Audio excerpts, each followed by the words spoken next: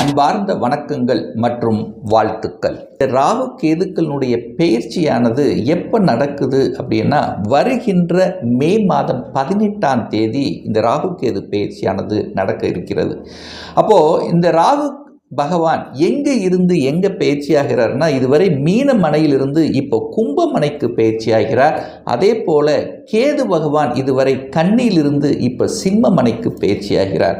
So ராகுனாலே பிரம்மாண்டம், ராகுனாலே போகக்காரகன், கேதுன்னா ஞானக்காரகன். அப்பாற்பட்ட இந்த ராகு கேதுக்களால் இந்த 12 ராசிகளுக்கும் என்ன மாதிரியான பலன்கள், என்ன மாற்றங்கள், என்ன திருப்பங்களை கொடுக்க போகிறது, என்ன தெய்வ வழிபாடு உகந்தது என்பதை பற்றித்தான் இந்த பதிவில் நம்ம டீட்டெயிலாக பார்க்க போகிறோம். தனுசு ராசி அன்பர்களே, இந்த 2025 ராகு கேது பெயர்ச்சினால் என்ன பலன், என்ன மாற்றங்கள், என்ன திருப்பங்கள் அப்படின்னு பார்க்கும் பொழுது, இதுவரை ராகு பகவான் 4ஆம் இடம் என்று சொல்லக்கூடிய சுகஸ்தானத்தில் இருந்தார். இப்போ இந்த ராகு கேது பெயர்ச்சிக்கு அப்புறம், அதாவது இந்த மே மாதம் 18ஆம் தேதி அப்புறம் இந்த ராகு பகவான் 3ஆம் இடத்துல வந்து அமரப் போகிறார்.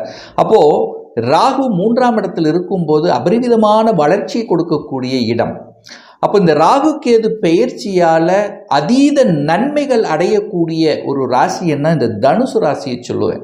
அது 3ஆம் இடம் என்பது முயற்சி ஸ்தானம், தைரிய வீரிய ஸ்தானத்தில் வந்து அமருவது அனைத்து விதத்திலும் உங்களுக்கு ஒரு தைரியத்தையும் வீரியத்தையும் தன்னம்பிக்கை தரக்கூடிய அமைப்பில் இருக்கிறது. அப்போ மனம் தெளிவடையக்கூடிய தன்மை, விரிவுபடுத்தக்கூடிய தன்மை, எதையும் சாதிக்கலாம் என்கின்ற உத்வேகத்தை தரக்கூடிய அமைப்புங்கிறது இருக்கு. தைரியமாக, ஒரு வீரியமாக, ஒரு வெற்றி நடை போடக்கூடிய, எதிலும் ஜெயிக்கக்கூடிய தன்மைங்கிறது இருக்கு. இப்போ இந்த வருடம் பார்த்தீங்கன்னா தனுசு ராசி என்பவர்கள் நிறைய பேர் இடம் மாறுதல் செய்யக்கூடிய அமைப்புங்கிறது இருக்கு. புதிய இடம் உங்களை தேடி வரக்கூடிய தன்மை. எப்படி வரும்? வேலை விஷயமாக வேற இடத்துக்கு ஷிஃப்ட் ஆகக்கூடிய அமைப்புங்கிறது நிச்சயமாக உண்டு இந்த தனுசு ராசி என்பவர்கள். இப்போ இதுவரைக்கும் நீங்கள் இங்கே இருந்தீங்கன்னா, இப்போ பிரயாணங்கள் மூலமாக வேற இடத்துக்கு செல்லக்கூடிய அமைப்புகள், எங்கே குறிப்பாக சொல்ல போனால் வெளிநாடு செல்லக்கூடிய அமைப்புங்கிறது இந்த தனுசு ராசி என்பவர்களுக்கு மிக சிறப்பான ஒரு வாய்ப்பை தரக்கூடிய அமைப்பு இருக்குது. இப்போ நிறைய தனுசு ராசி என்பவர்கள் இந்த 2025 வெளியில் நகர்வதற்கான, அதாவது ஒரு வேலை விஷயமாக வேலையில் இருந்தீங்கன்னு வச்சிங்களேன், வெளிநாட்டு வேலை ஈஸியாக கிடைக்கும். அல்லது நீங்கள் இப்போ ஒரு டிஸ்ட்ரிக்டில் இருக்கிறீங்கன்னா இன்னொரு டிஸ்ட்ரிக்ட் இடம் மாறி செல்லக்கூடிய அமைப்புகளை உருவாக்கும். இல்லைன்னா அதர் ஸ்டேட்டுக்கு போவீங்க. ஸோ இந்த மாதிரி மாறுதலை நினைத்து கொண்டிருக்கக்கூடிய இந்த தனுசு ராசி என்பர்களுக்கு வெற்றியை தரக்கூடிய ஒரு பொன்னான ஆண்டு அப்படின்னு சொல்லுவேன். அப்போ இடம் மாறுதல் உண்டு, பொசிஷன் மாறுதல் உண்டு, சேஞ்சஸ் இருக்கு, ப்ரமோஷனுக்கு கொடுக்கும். அப்போ ஒரு பதவியிலிருந்து அடுத்த பதவிக்கு செல்லக்கூடிய வாய்ப்புகளை பெற்றுத்தரக்கூடிய ஒரு அற்புத ஆண்டு. ராகு கேதுனால் மட்டும் கிடையாது, குருவும் உங்களுக்கு துணை பெறுகிறது. குரு பெரிய மனிதர்களினுடைய தொடர்பும் உங்களுக்கு கிடைக்க போகிறது. அப்போ உங்க ராசி அதிபதி ராசியை பார்த்து கொண்டிருப்பதும், ராகு பகவான் 3ஆம் இடமான முயற்சி ஸ்தானத்தில் இருப்பது ஒரு அற்புதமான அமைப்பை உங்களுக்கு பெற்றுத்தரும். அப்போ இடமாற்றம், ப்ரமோஷன், சிறப்பு கொடுக்கக்கூடிய ஒரு ஆண்டு அப்படின்னு சொல்லுவேன். அப்போ அந்த மாறுதல் மூலமாக தனவரவு உங்களுக்கு கிடைக்க போகுது. அப்போ ப்ரமோஷன் கிடைச்சா லாபம், சந்தோஷம், மனமகிழ்ச்சி அப்படிங்கிறது கிடைக்க பெறும். அப்போ என்ன, இங்கே இருக்கக்கூடிய இடத்தை விட்டு வேற இடத்துக்கு செல்லக்கூடிய தன்மை. இதே வந்து பெண்களாக இருந்தால் நீங்கள் இடம் மாறுவீர்கள். எங்கே இடம் மாறுவீர்கள்? நீங்கள் பிறந்த இடம் ஒன்றாக இருந்தால் இப்போ புகுந்த வீட்டுக்கு செல்லக்கூடிய, இடம் மாறி செல்லக்கூடிய வாய்ப்புகள், சந்தர்ப்பங்களை உருவாக்கும். அப்படின்னா என்ன, திருமணமாக போகிறது. அப்போ தனுசு ராசியில் இருக்கக்கூடிய பெண்களுக்கு இந்த 2025 இடம் மாறி, அதாவது பிறந்த இடம் ஒன்று புகுந்த இடம் ஒன்று செல்லக்கூடிய வாய்ப்புகள், சந்தர்ப்பங்களை கொடுக்கக்கூடிய ஒரு அற்புதமான ஆண்டு. அப்போ சுப காரியங்கள் நடந்து அதன் மூலமாக சந்தோஷத்தையும் மாற்றத்தை கொடுக்கக்கூடிய அமைப்புங்கிறது நிச்சயமாக உண்டு அப்படிங்கிறத அறுதிட்டு ஆணித்தரமாக சொல்லுவேன் இந்த தனுசு ராசி அன்பர்களுக்கு. அதே சமயத்தில் நிறைய பேர் பார்த்தீங்கன்னா ஷிஃப்ட் பண்ணுவீங்க, ஆஃபீஸை ஷிஃப்ட் பண்ணுவீங்க.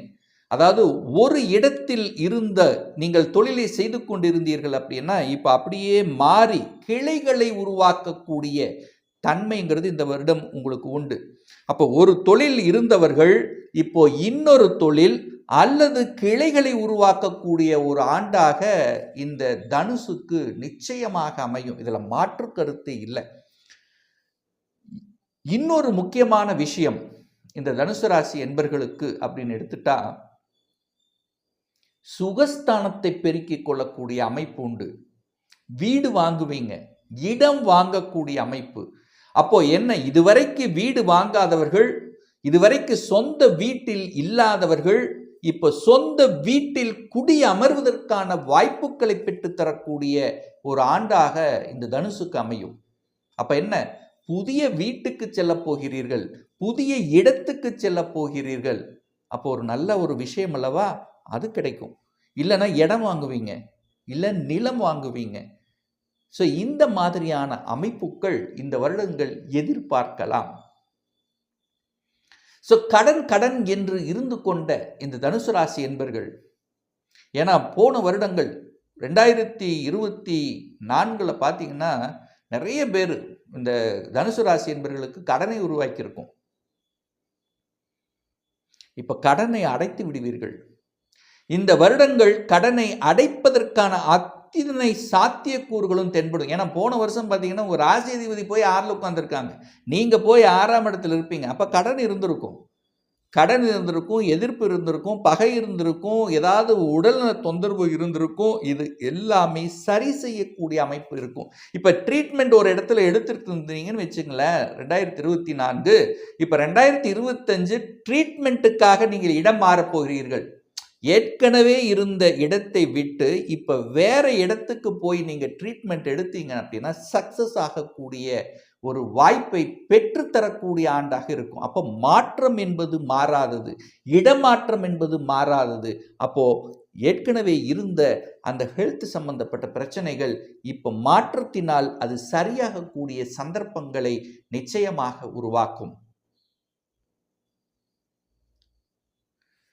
பார்ட்னர்ஷிப் போவீங்க. நிறைய பேர் இந்த தனுசு ராசி என்பர்கள் சொந்த தொழிலை செய்யலாம் என்கின்ற எண்ண ஓட்டங்களை கொடுக்கும்.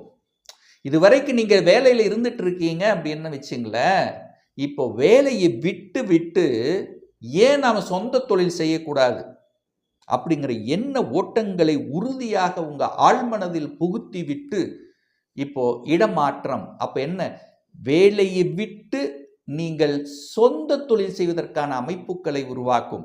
அப்ப நிறைய தனுசு ராசி என்பர்கள் இந்த 2025 சொந்த தொழில் செய்வதற்கான அமைப்புகளையும் சாத்தியக்கூறுகளை உருவாக்கும். இல்லைன்னா கூட ஏற்கனவே ஒரு வேலையில் இருந்தீர்கள் என்றாலும் கூட அடிஷனலாக எதையாவது ஒன்று செஞ்சு அடிஷனல் ஏர்னிங் உங்களுக்கு இருக்கும். ஒரு வித்தியாசமான, காலையில் இருந்தீங்கன்னா ஈவினிங்காவது ஏதாவது ஒரு பார்ட் டைம் ஜாப், ஏதாவது ஒன்று அடிஷ்னலாக ஏதாவது செய்ய வேண்டும் என்கின்ற எண்ணத்தை கொடுத்து அதுக்குள்ள என்ட்ரியாகி சம்பாதிக்கக்கூடிய சந்தர்ப்பங்களை உருவாக்கும். இது அப்படியே வளர இதை விட்டுட்டு அடுத்தது நீங்கள் சொந்த, அதாவது சுய தொழில் செய்வதற்கான அமைப்புகளுக்கும் உங்களுக்கு பிரகாசமாக தென்படும் இந்த 2025 அப்படின்னு சொல்லுவேன். நிறைய தனுசு ராசி என்பர்கள் அப்பாவுடைய தொழிலை செய்ய ஆரம்பிப்பீங்க. இப்போ இதுவரைக்கும் நீங்கள் வேலையில் இருந்திருப்பீங்க, இப்போ அப்பாவுடைய தொழிலை எடுத்து அதை நிர்வகப்படுத்தக்கூடிய அமைப்பு இந்த 2025 அமைய பெறுகிறது. தகப்பனால் அனுகூலம், ஆதாயம் பெறக்கூடிய ஒரு வருடமாக இந்த தனுசுக்கு அமையும். இதில் மாற்று கருத்து என்பது இல்லை. தகப்பன் சார்ந்த விஷயங்கள் நல்லது நடக்கக்கூடிய அமைப்பு. நிறைய தனுசு ராசி என்பர்கள் பார்த்தீங்கன்னா உங்களுடைய, அதாவது சொத்துக்கள், பாக பிரச்சனை, சொத்து பிரச்சனை, அந்த ப்ராப்பர்ட்டியை பிரிச்சுக்கலாம் அப்படிங்கிற எண்ணத்தை கொடுத்து அதை பிரித்து தனியாக நிர்வகப்படுத்தக்கூடிய அமைப்புங்கிறது இருக்கிறது. முதலாளித்துவம் என்கின்ற தன்மைக்கு செய்வீங்க. அதே சமயத்தில் பார்த்தீங்கன்னா நீங்கள் நன்மதிப்பை பெறக்கூடிய ஒரு வருடமாக இந்த தனுசுக்கு நிச்சயமாக அமையும். லாபம், இதுவரைக்கும் நல்ல தொழில் செஞ்ச இப்ப லாபத்தை கொடுக்கும், மாற்றத்தை கொடுக்கும். லாபத்தின் மூலமாக அனுகூலம், சந்தோஷத்தை அனுபவிக்கக்கூடிய தன்மை. ஏன்னா உங்கள் ராசிதிபதி 11ஆம் இடத்தை லாபஸ்தானத்தை பார்க்குறதும் ஒரு அற்புதமான ஒரு அமைப்பு. அதுவும் பார்த்தீங்கன்னா உங்கள் ராசி அதிபதியாக இருக்கக்கூடிய குரு பகவான் ராகுவை பார்க்குறார். அந்த ராகுங்கிறது பிரம்மாண்டமான ஒரு தன்மைங்கிறது நிச்சயமாக இருக்கும். ராம்பு அங்கே பாம்பு அல்லவா, பாம்பு ஒரு இடத்துல சும்மா நிற்காது, ஓடிட்டே இருக்கும். அலைச்சல் திருச்சல், டென்ஷன், ப்ரெஷரை கொடுத்து நீங்கள் ராகு அப்படின்னா அதர் ஸ்டேட், இது அதாவது என்னென்ன சென்ட்ரல் கவர்மெண்ட்னு சொல்லுவேன். அப்போ நிறைய தனுசு ராசி என்பவர்கள் சென்ட்ரல் கவர்மெண்ட் சார்ந்த விஷயத்தில் அனுகூலத்தை தரக்கூடிய அமைப்புங்கிறது இருக்கு. State government to central government நிச்சயமாக அமைப்பும். கவர்மெண்ட் எக்ஸாம் எழுதுனீங்க அப்படின்னா தனுசு ராசி என்பவர்கள் ஸ்டேட்டை விட சென்ட்ரலுக்கு நீங்கள் அப்ளை பண்ணீங்கன்னா உங்களுக்கு இமீடியட்டாக கிடைக்கக்கூடிய வாய்ப்புகள், சந்தர்ப்பங்கள் பிரகாசமாக இருக்கிறது. ஒரு நல்ல தெய்வ வழிபாடு, இந்த ராகு கேது பெயர்ச்சியால் நன்மை உங்களுக்கு கிடைக்க வேண்டும் என்றால் ராகு அப்படின்னா துர்க்கையம்மன் வழிபாட்டை எடுத்துக்கொள்வதும், பாக்கியம் உங்களுக்கு ஒரு நல்ல பாக்கியம் கிடைக்க வேண்டும் என்றால் கேது என்றால் விநாயகர் வழிபாட்டை எடுத்துக்கொள்வதும், சித்தர்கள் வழிபாட்டை எடுத்துக்கொள்வதும் தனுசுக்கு சால சிறந்தது, நன்மை பயக்கும் அப்படின்னு சொல்லுவேன். இப்ப நான் சொன்னது கோச்சார ரீதியான ஒரு பொதுவான பலன்கள். இந்த ராசி நட்சத்திரத்தில் பார்த்தீங்கன்னா பல கோடி கணக்கான பேர் இருப்பீங்க. எல்லாத்துக்கும் ஒரே பலன்னா நிச்சயமா இல்லை, ஒவ்வொருத்தரும் டிஃபரெண்ட். உங்க ஜாதகத்தில் ராகு எப்படி இருக்கிறார் அப்படின்னு பாருங்க. ராகு சுபர்களோடு சேர்ந்திருக்காரா அல்லது எந்த வீட்டில் இருக்கிறாரா, அந்த வீட்டின் அதிபதி ஆட்சியாகவும் உச்சமாக இருக்கிறாரா, அல்லது ராகுவோட சனி செவ்வாய் இணைவு பெற்றிருக்காரா, இதை பொறுத்து அதனுடைய பலன்கள் நிச்சயமாக மாறுபடும். இப்ப கும்பத்தில் ராகு வந்து அமரப்போகிறார். அப்போ உங்க ஜாதகத்தில் கும்பத்தில் ஏதாவது ஒரு கிரகம் இருக்கான்னு பாருங்க. இல்லை அப்படின்னா பெரிய இம்பேக்ட் இல்லை, இருக்குதுன்னா அது எந்த கிரகம் ஒரு இம்பேக்ட் இருக்குன்னு அர்த்தம்.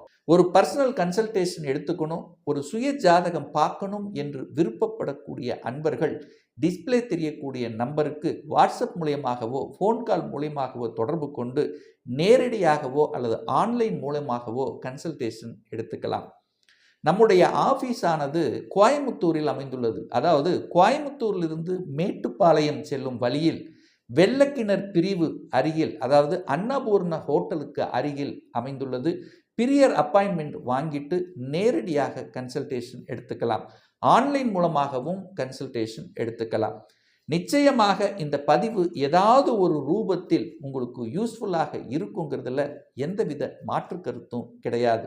நம்ம சேனலில் நீங்கள் ஃபர்ஸ்ட் டைம் பார்ப்பவர்கள் என்றால் மறக்காமல் சப்ஸ்கிரைப் பண்ணிக்கிங்க.